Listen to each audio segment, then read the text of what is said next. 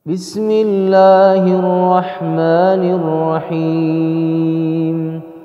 Assalamualaikum warahmatullahi wabarakatuh. Bismillahirrahmanirrahim. Alhamdulillahirabbil alamin wa bihi nasta'inu ala umurid dunya waddin wassalatu wassalamu ala asyrafil anbiya'i wal mursalin Muhammadin wa ala alihi wa sahbihi ajma'in. Rabbana zidna ilma warzuqna fahma. Allahumma anfa'na bima 'allamtana wa 'allimna ma yanfa'una wa na'udzu bika min ilmin la yanfa'. Allahumma taqabbal minna innaka antas samiul alim wa tub 'alaina innaka antal ghafurur rahim. Allahumma rfa' anna al-waba wal bala wal ghala ya rahman ya rahim. Bapak Ibu jemaah sekalian yang dirahmati Allah, alhamdulillah pada maghrib ini kita diberikan kemudahan Allah untuk menjalankan sebagian ketaatan kita kepada Allah. Kita telah menjalankan sholat maghrib berjamaah dan sebagiannya ada yang sudah lebih dahulu menjalankan sholat-sholat sunnah, dan kemudian kita sempurnakan dengan rangkaian ibadah hingga nanti selepas isya, dan diantaranya adalah ibadah kita yang kita lakukan saat ini, yaitu tholabul ilmi. Kita lanjutkan bahasan kita berkaitan dengan sirah nabawiyah. Kemarin sudah dikatakan bahwa hijrah dilakukan para sahabat Nabi ya ke Madinah itu tentu gabungan dari dua hal. Yang separuhnya adalah hitung-hitungan Nabi, ya, Nabi betul-betul mendesain apa yang perlu dilakukan begitu ya. Ini perlu saya mengingatkan diri saya sendiri maupun jemaah sekalian, perusahaan-perusahaan besar dunia itu punya proyeksi, punya targetan jangka panjang yang usianya itu enggak setahun 2 tahun. Ada sebuah perusahaan di Indonesia itu yang sudah punya proyeksi, punya target itu 100 tahun. Kok bisa dia punya target 100 tahun itu? Karena dia menyimpan data banyak orang-orang seperti kita ini. Nah, kita ini kan kalau punya akun apa-apa kan nama kita disetor ya. Namanya kita disetor, nomor teleponnya disetor, nama ibu bapaknya disetor, ya kan? Sehingga kemudian apa? Ketika kita melakukan sesuatu, perilaku kita itu terekam.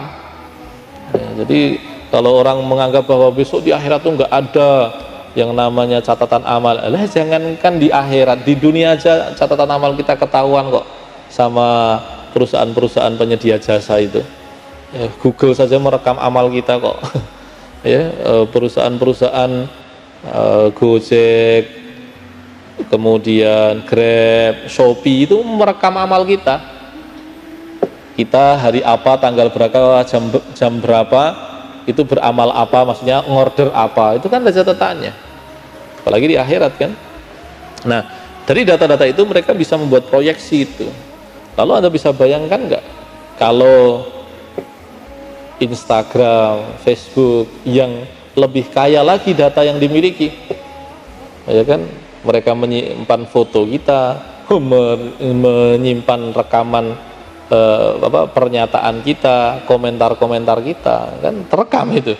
Nah, itu bisa dipakai untuk membaca tren yang akan terjadi, bisa jadi lebih dari 100 tahun ke depan.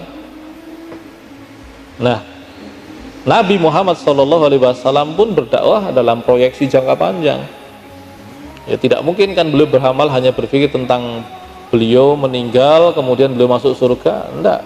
Beliau berpikir agar Islam ini berlaku terus menerus sampai akhir zaman. Akhir zamannya kapan Nabi nggak tahu, tapi tahunya adalah bahwa Islam ini terus berlaku. Nah, desain itu yang beliau lakukan juga ketika beliau merancang Madinah kan. Ada orang-orang besarnya datang berbaiat, diproyeksikan, kemudian Nabi mengizinkan para sahabat untuk berangkat.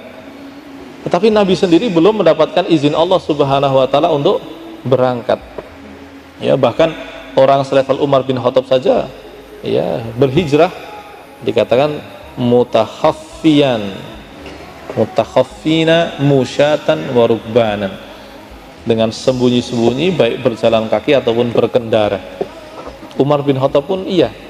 Bahkan kalau di buku ini, buku yang kita pakai ini dikatakan riwayatnya lemah yang mengatakan bahwa Umar itu beliau hijrahnya terang-terangan, itu adalah riwayat yang lemah. Jadi berarti menunjukkan bahwa situasinya sudah sangat genting sampai orang sekuat Umar saja beliau harus berhitung begitu, hitung-hitungan begitu.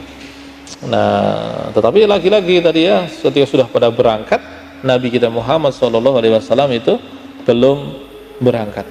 Di sini dikatakan lam yamdi syahrani ala bai'atil aqabatis tsaniyati hatta lam yabqa bi Makkah ahadun minal muslimina illa Rasulullah sallallahu alaihi wasallam wa Abu Bakrin radhiyallahu anhu wa ahluhu au ajizun anil hijrati. 2 bulan setelah Bai'ah Aqabah kedua, mayoritas muslimin di Mekah itu sudah pada pindah, yang jumlahnya ratusan itu sudah pada pindah. Yang tersisa tinggal siapa? Rasulullah, Abu Bakar, dan orang-orang yang lemah, yang tidak memungkinkan baginya untuk pindah. Misalkan apa? Dia budaknya orang itu, ada orang berkuasa, dia jadi budak dari orang tersebut, dia mau lari gimana? Nggak bisa. Atau dia adalah orang yang tidak punya apa-apa begitu, dia hidupnya masih ditanggung oleh keluarga besarnya begitu ya, terus kemudian dia tidak mudah baginya untuk meninggalkan jejaring keluarga besarnya itu untuk pergi ke Madinah, tidak mudah. Makanya nanti ketika Fathu Makkah pun kita akan dapati bahwa sebagian orang muslim pun masih ada di Mekah, karena memang tidak memungkinkan bagi yang bersangkutan untuk pindah. Nah, terus kemudian ta'akkada Rasulullah sallallahu alaihi wasallam bi annahu lam yabqa ahadun min ashabihi illa wa hajara ilal madinati illa rajulun mahbusun aw maridun aw dhaifun anil khuruj. Ya, ketika situasinya sudah semakin mendesak untuk hijrah begitu ya, orang-orang yang belum hijrah itu adalah orang-orang yang tertahan, yang sakit, yang lemah, dan yang memang situasi-situasi yang menghalangi mereka untuk berhijrah. Nah, Abu Bakar itu nanti pada akhirnya minta izin ke Nabi. Nabi, saya tak hijrah duluan ya. Ini dia. Kan ingat di episode sebelumnya, Abu Bakar itu beberapa kali minta izin untuk berhijrah. Ya, salah satunya tentu berhijrah ke Yathrib. Tapi kemudian tidak jadi. Tidak jadi. Salah satunya kenapa tidak jadi itu, ada orang kafir yang menanggung, udah kamu nggak usah pindah, saya akan menjaminmu. Tapi kemudian Abu Bakar meskipun hidup dalam jaminan orang-orang yang, jadi begini, orang kafir itu macam-macam ya, orang kafir itu macam-macam, yang memusuhi itu ada, bahkan bisa jadi banyak. Tapi kemudian yang tidak memusuhi bahkan membela itu ya juga ada ya. Abu Thalib kan kafir ya, Abu Thalib kafir, keluarga Muthalib yang diboikot ya sama orang-orang kafir Quraisy itu banyak yang belum Islam ya. Termasuk kemudian tadi kasusnya Abu Bakar, ketika beliau mau hijrah ada orang kafir yang menanggung, ya udah kamu nggak usah pindah, saya tanggung deh kamu. Tapi apa yang dilakukan Abu Bakar? Dia tetap menampakkan bacaan Qur'annya, dia tampakkan sholatnya. Dan itu buat orang-orang kafir Quraisy emosi itu. Nah, dia mendatangi pembelanya Abu Bakar, dia mengatakan, "Oh ini loh, sing mbok bela-bela ini gitu. Yang kamu bela-bela ini," dia tetap menampakkan ajarannya itu. Akhirnya orang tersebut berlepas diri. Ya, berlepas diri. Dan bagi Abu Bakar tidak ada masalah. Nah, ketika sudah pada pindah ke Madinah, Abu Bakar lagi-lagi minta izin Nabi untuk pindah. Karena Abu Bakrin As-Siddiq radhiyallahu anhu kathiran ma yasta'dinu Rasulullah sallallahu alaihi wasallam bil hijrah. Faqala lahu Rasulullah sallallahu alaihi wasallam la ta'jal wala Allah yaj'alu laka sahiban.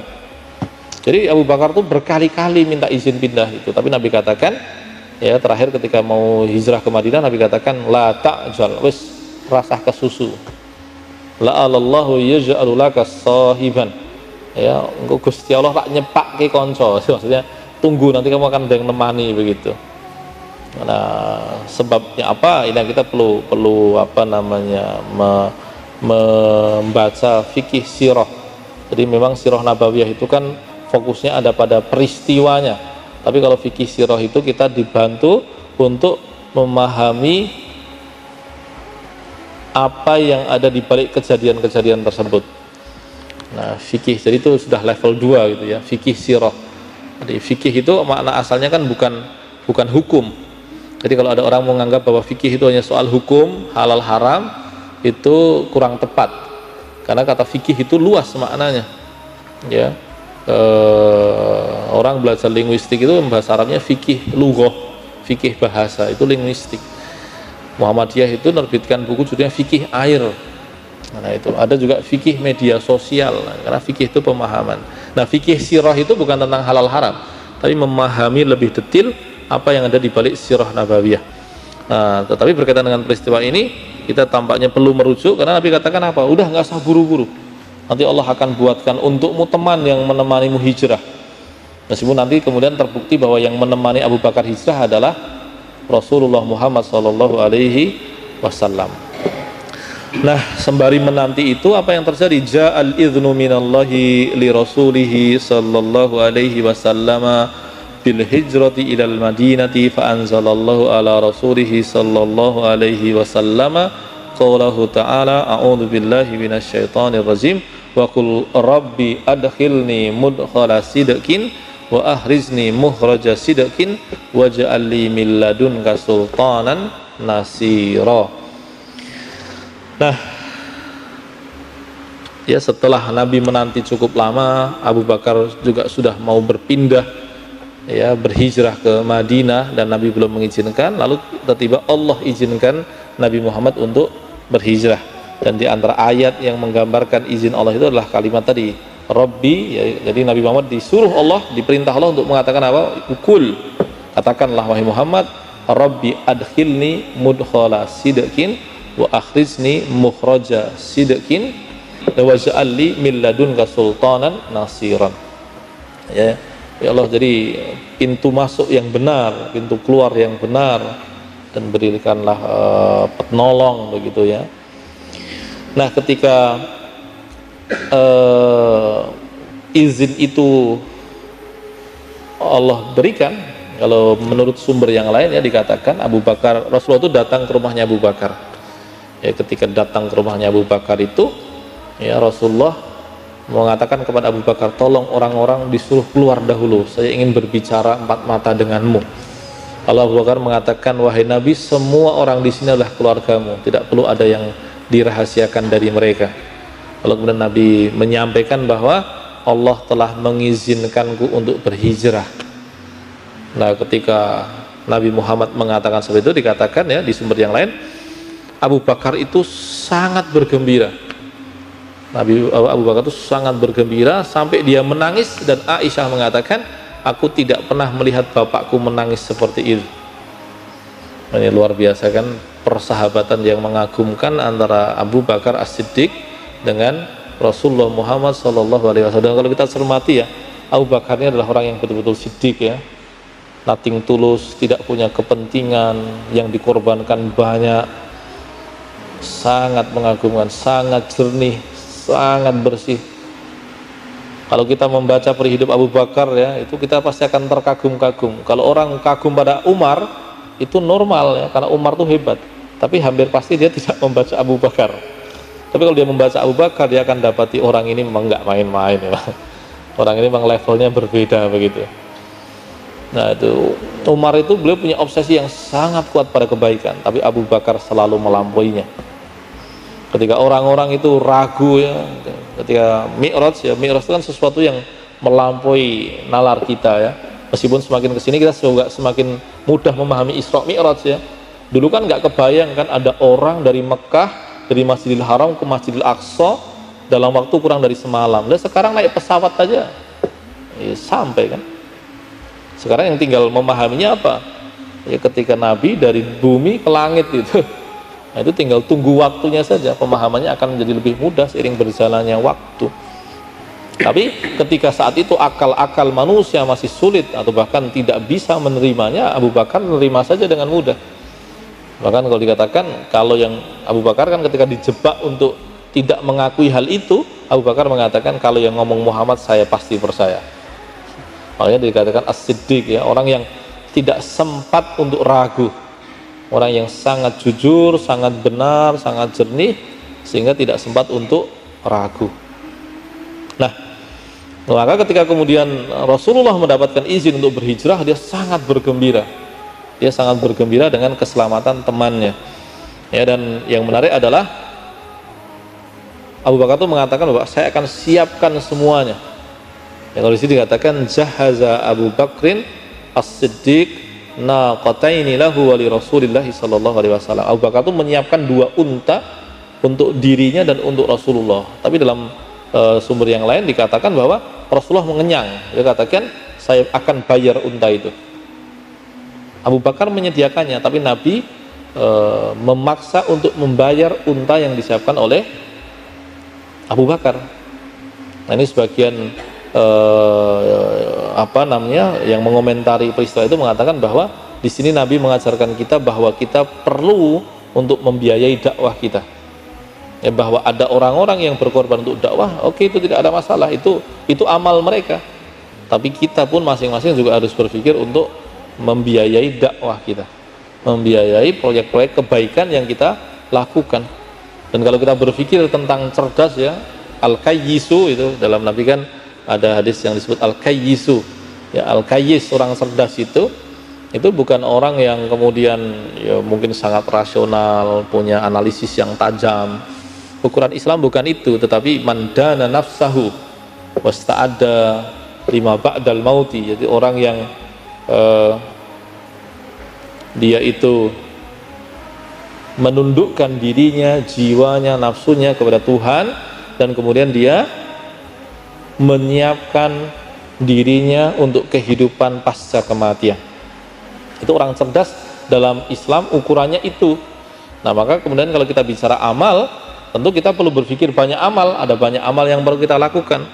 Tapi termasuk di dalamnya apa yang kita tidak boleh lupa, kita perlu mengincar amal yang kira-kira kalau kita mati, amal itu tetap jalan. Nah, kita perlu mengincar amal yang kalau kita mati, amal itu tetap jalan. Kalau orang-orang di dunia membangun bisnis, harapannya dia sudah tidak bekerja, ada passive income, ada pendapatan yang bisa datang begitu saja, itu bagus, itu cerdas untuk ukuran dunia. Tapi untuk ukuran akhirat tentu kita juga perlu berpikir cerdas juga, bahwa jangan sampai kita mati dalam kondisi nggak punya amal yang mili, yang mengalir pahalanya. Nah, ini kita perlu mencari amal kita masing-masing. Kita mau mencari amal apa yang kalau kira-kira kita mati itu mengalir. Nah, itu dia. Nah, ini untuk faidah tambahan, ya, termasuk berkaitan dengan persoalan wakaf itu, sebagian orang itu ada yang salah berwasiat. Ya, ada orang yang wasiatnya salah, yaitu misalkan ketika dia mati dia berwasiat, kalau saya sudah mati maka tanah ini diwakafkan. Nah, itu tidak boleh, ya, karena statusnya sesuatu yang diwakafkan itu dilakukan ketika yang bersangkutan masih hidup.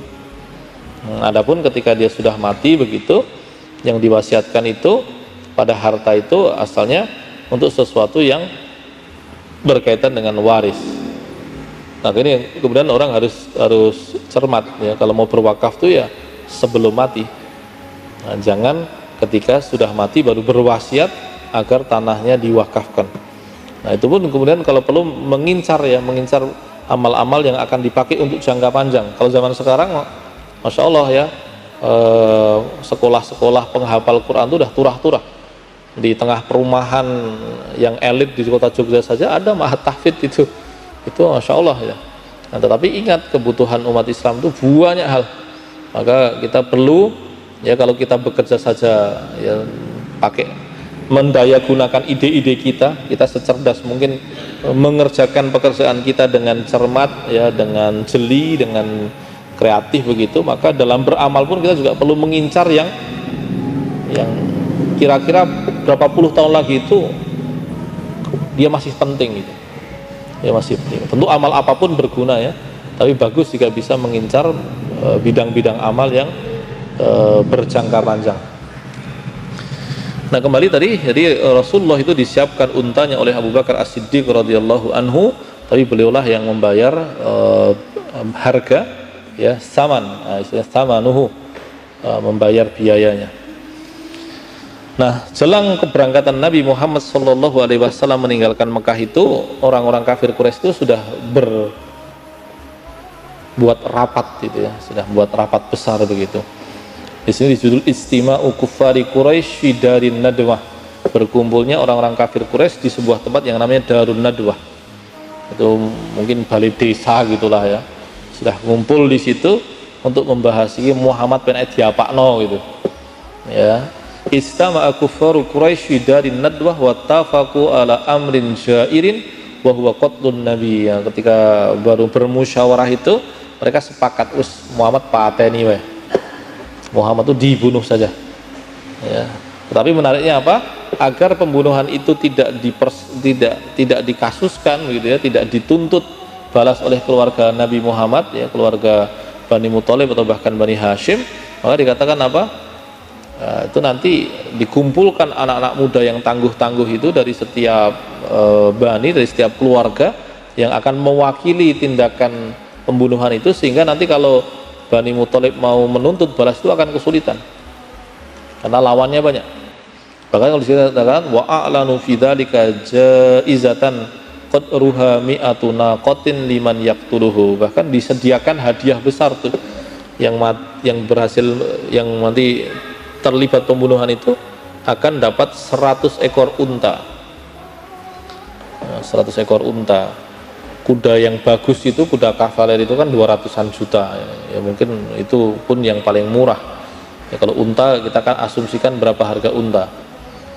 Kuda yang biasa yang dipakai untuk menarik dokar itu baru lahir aja harganya udah 20-an juta.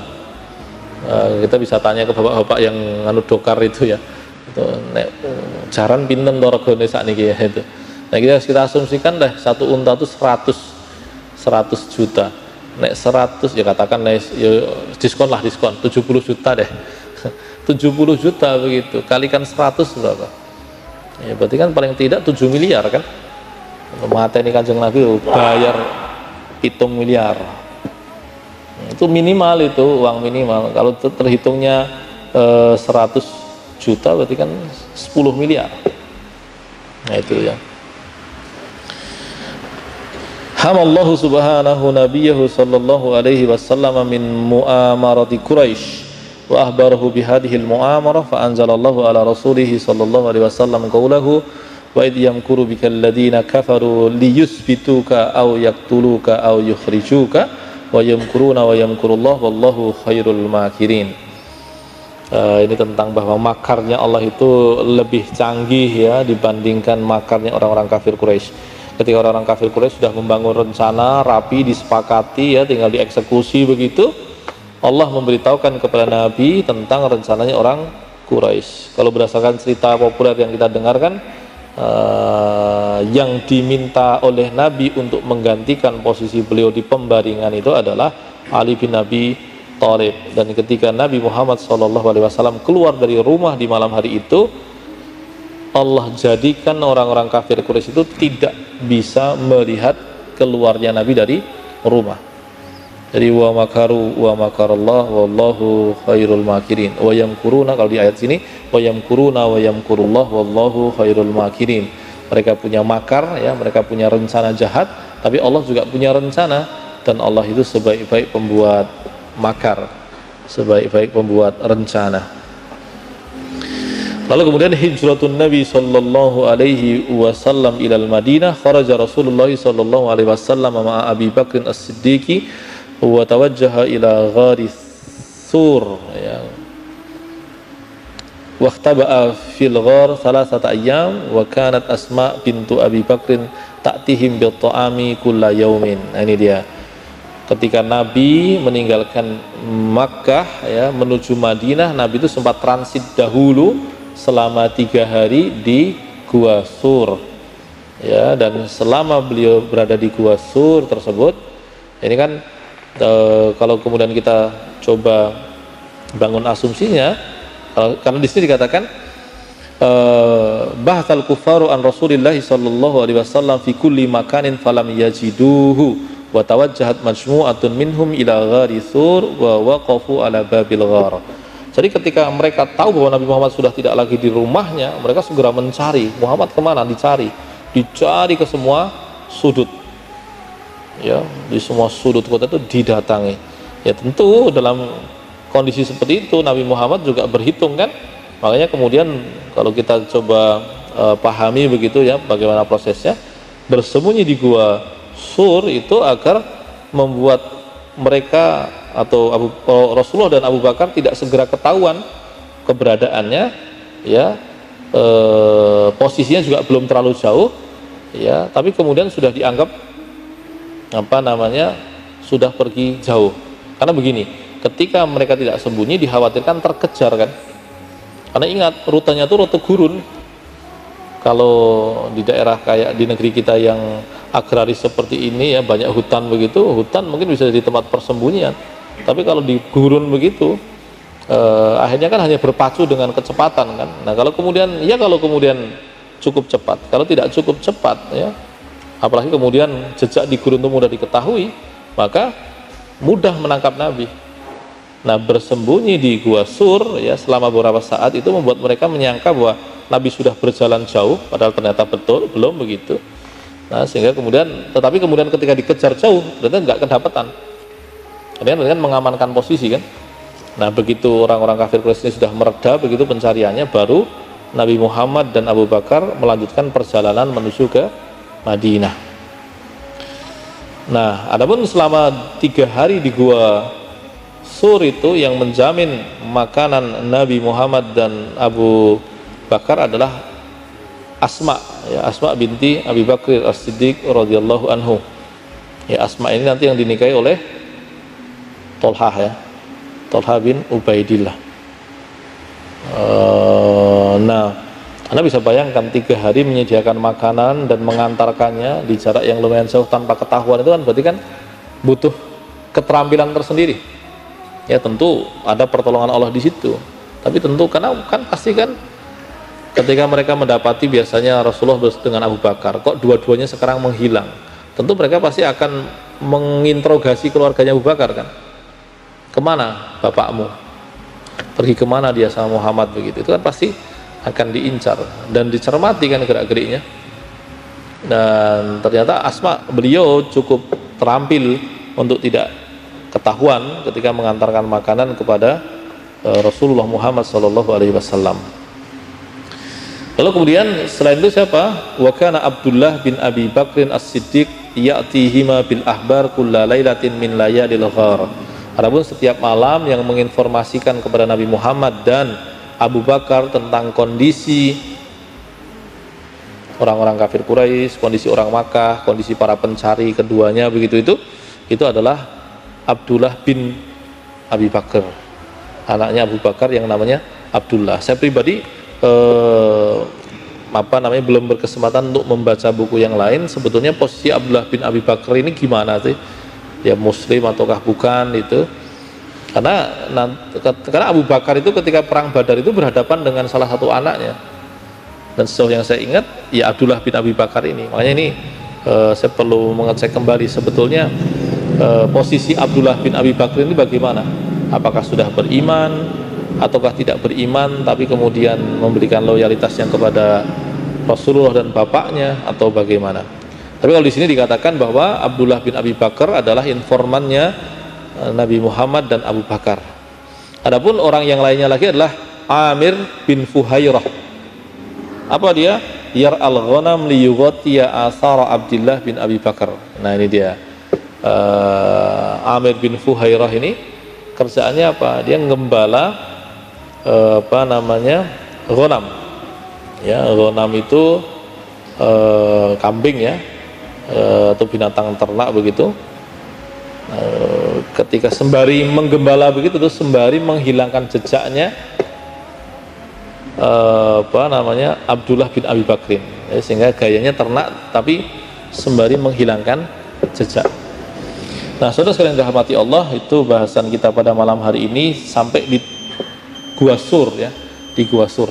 Masih ada panjang, ya, ceritanya, tapi yang pasti dengan kita membaca pelan-pelan begini kita akan memahami lebih dalam kejadian-kejadian yang dilalui oleh Nabi kita Muhammad Sallallahu Alaihi Wasallam. Karena kalau kita selama ini, ya, yang kita dapatkan ceritanya kayaknya mulus saja, ya, mulus saja begitu. Habis begini, habis begini, lalu kemudian menang begitu.